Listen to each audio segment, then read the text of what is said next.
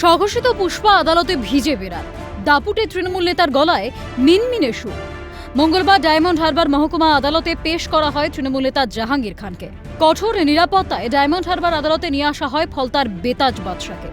তার বিরুদ্ধে ক্ষোভে ফুঁসছেন সাধারণ মানুষ। এদিন কোর্টের বাইরে ডিম নিয়ে হাজির হন উত্তেজিত জনতা। তবে কড়া পুলিশি পাহারায় ঘিরে ফেলা হয় গোটা কোর্ট চত্বর। ফলতা থানায় জাহাঙ্গীর খানের বিরুদ্ধে 126-2, 117-2, 11-2, 305-বি, 109, 308-5, 324-4, 304-5, 3-5 ধারায় মামলা দায়ের করা হয়েছে। ফলতার ত্রাস জাহাঙ্গীর খানের হয়ে আদালতে সওয়াল করতে রাজি নন কোনো আইনজীবী।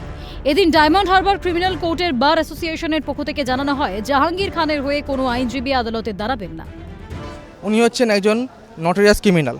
উনি ফলতাতে সন্ত্রাস চালাতো। ওনার নেতৃত্বে ফলতাতে লুটপাট, তোলাবাজি থেকে শুরু করে একের পর এক বেআইনি কাজ চলতো। সেই কারণে আমরা ঠিক করেছি উনি একজন ক্রিমিনাল, ওনার শাস্তি পাওয়া দরকার আছে। সেই কারণে আমরা কোনো আইনজীবী ওনার পক্ষ হয়ে বেলফেয়ার করব না। আদালতে বিচারক আরিফ আহমেদ জাহাঙ্গীর খানকে প্রশ্ন করেন, আপনার আইনজীবী নেই, এটা কি জানেন? কেন গ্রেফতার করা হয়েছে জানেন? ফলতার পুষ্পা জাহাঙ্গীর খান উত্তর দেন, তিনি কিছুই জানেন না। উপরন্তু জাহাঙ্গীর খানের জন্য লিগ্যাল এইড থেকে একজন আইনজীবীকে দেওয়া হয়।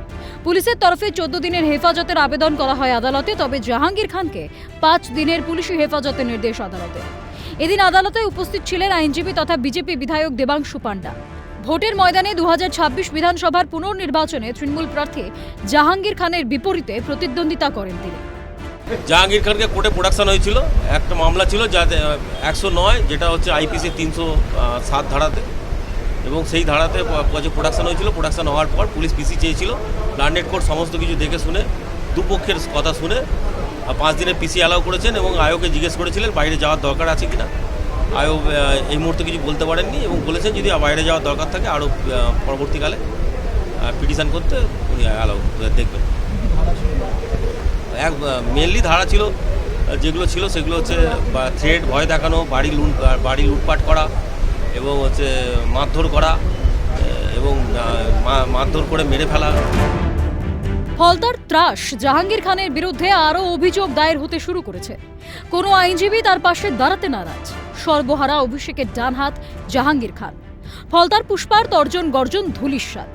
অবশেষে আইনের কাঠগড়ায় পুষ্পারাজ। ক্যামেরায় সমীরণ হাওলাদারের সঙ্গে মফিজুল ইসলাম, অরিজিৎ মণ্ডলের রিপোর্ট, ক্যালকাটা নিউজ।